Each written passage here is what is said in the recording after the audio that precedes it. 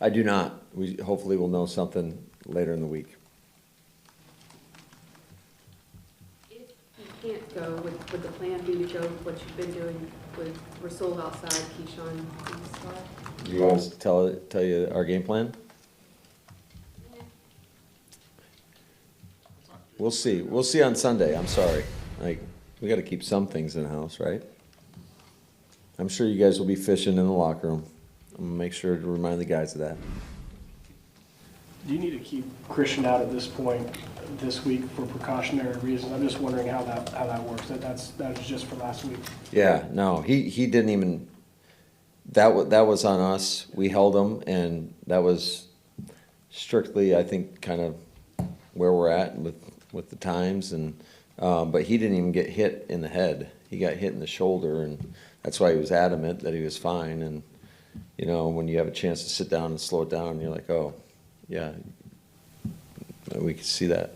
You're even with him, you're going to be without more players than a normal week with the rash of injuries that you had. How much extra work does that, especially at this point in the season, usually you kind of know what you've got in terms of game planning. Just how much extra work do you have to put into the game plan to recraft some things around what you're losing?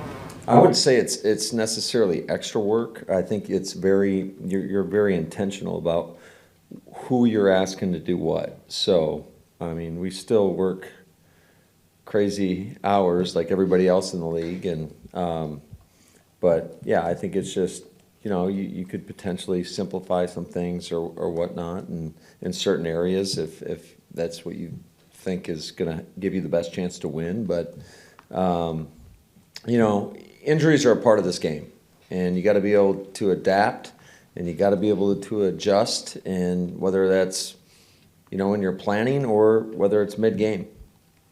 I mean, obviously nobody wants season-ending injuries, but when you have injuries that you're just not sure about, how much harder does that make the preparation? Well, it does complicate things, I would say, substantially, dependent upon who that is. Every situation's a little bit different, but yeah, I mean, you'd love to have a crystal ball and know exactly what you're going to get in order to prepare the guys the right way. But it is what it is. You got to make the best of it. And you know, I think one thing that we always do is you always try to plan for the worst and hope for the best in those in regards to injuries. Has that part of it been one of the more difficult challenges of this season that maybe you hadn't faced the last couple of years?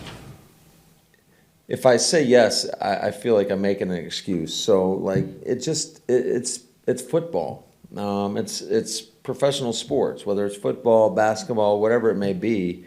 You have to adapt. You have to adjust. And I mean, yeah, do I think it can be challenging? Absolutely. But it's nothing that, first of all, I know nobody's feeling sorry for us across the league. And I mean, we're not feeling sorry for ourselves either.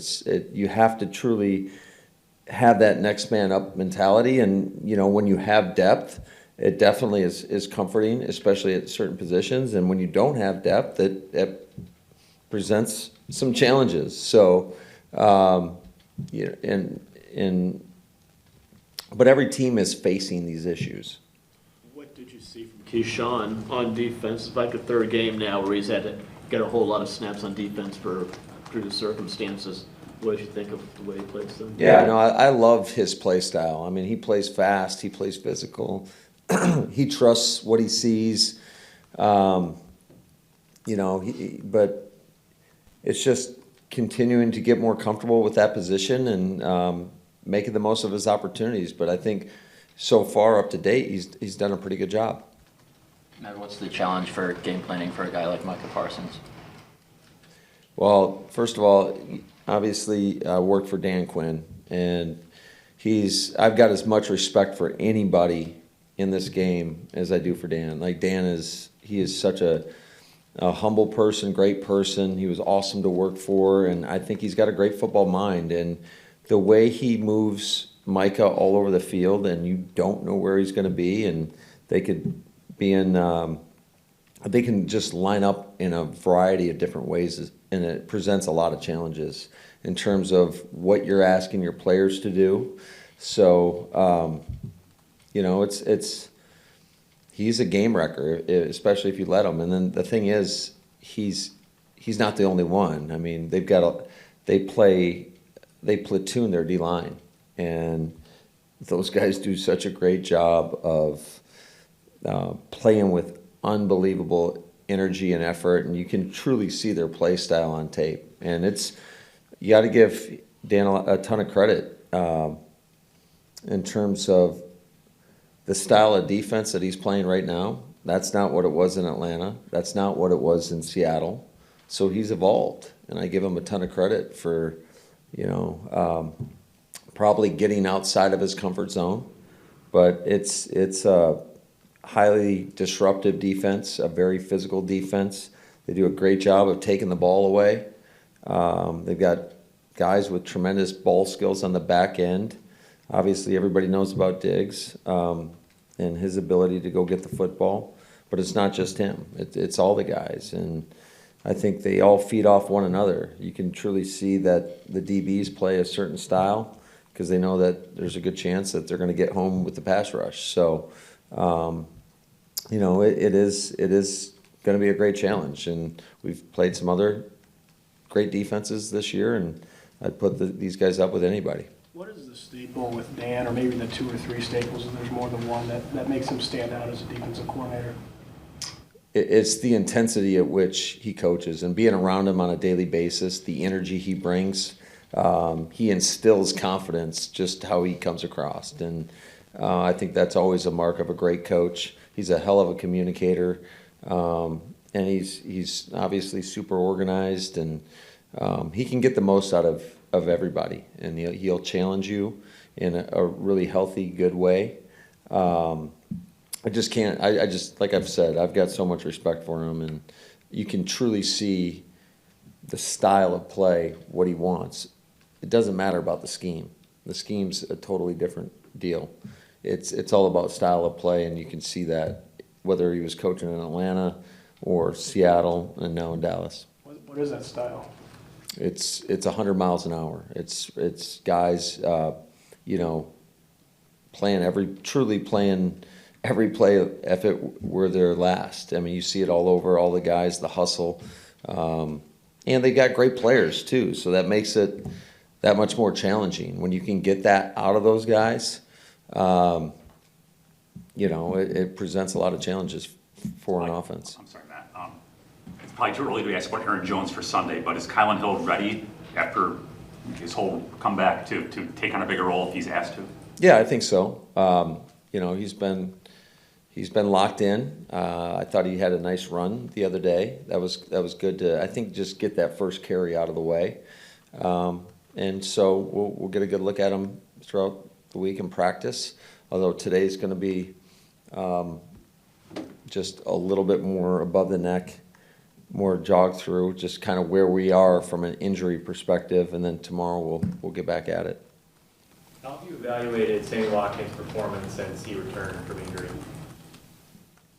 Well, I will say this. I think Sammy's he is a warrior, and I think he's battling through some bumps and bruises, and I think that tends to hinder your ability to go out there and be the type of receiver that we all know he is. And not to say that it's been bad. He hasn't gotten a lot of opportunity either. So, he's a guy that we're hoping that we can get him healthy to back where he was. And, we'll see where it goes. But he's a guy that we definitely have a lot of confidence in. And when early in the year when we were producing much better on offense, he was a big reason for that. He had the setback, and that's how it goes sometimes. So we got to kind of try to reacclimate him back to our offense because we need him to be a big part of it. Nationally, Matt, one of the storylines is your predecessor, Mike McCarthy, coming back here to Green Bay for the first time. Do you have any kind of relationship with Mike? Do you know him? He must not have seen my press conference on Monday.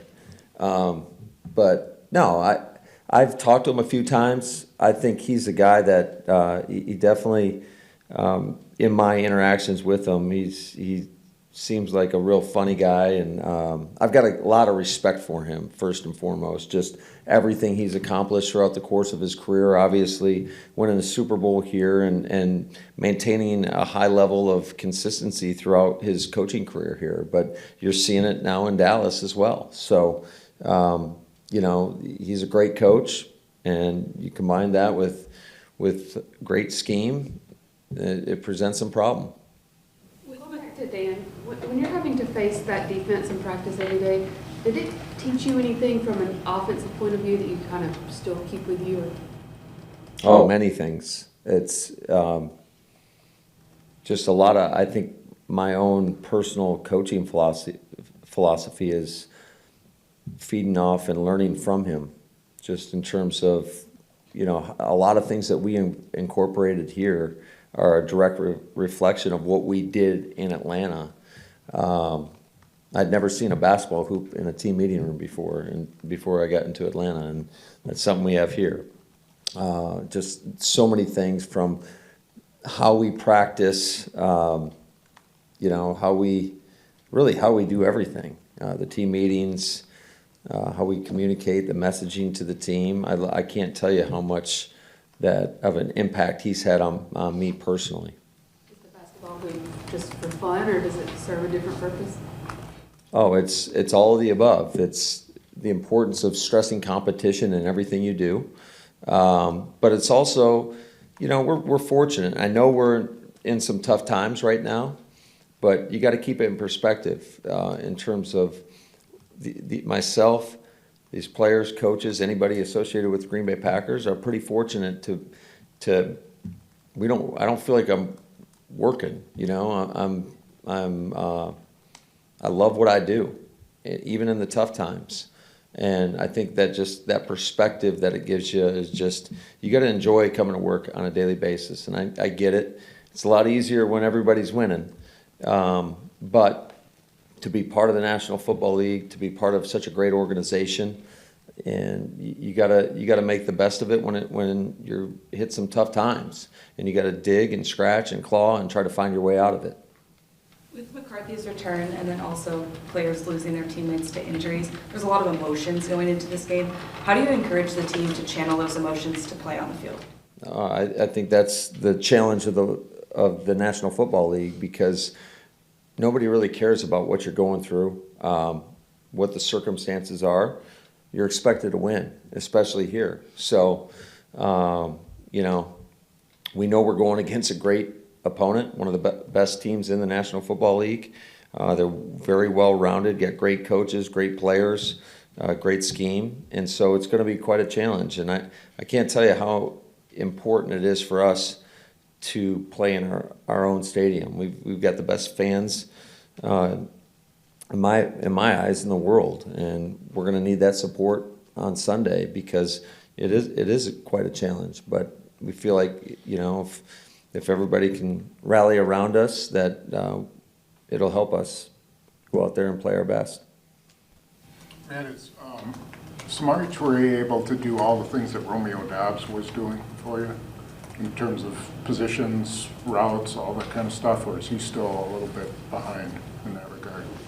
Potentially. I mean, I think Samari's done a lot of great things. I think it comes down to Rome has probably had more opportunity, and so he's probably been through more situations, maybe, especially game-like situations.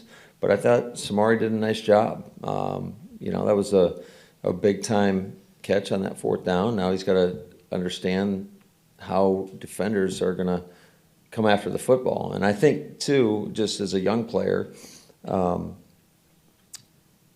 any player for that matter, but once you put that on tape, there's kind of like blood in the water, so to speak.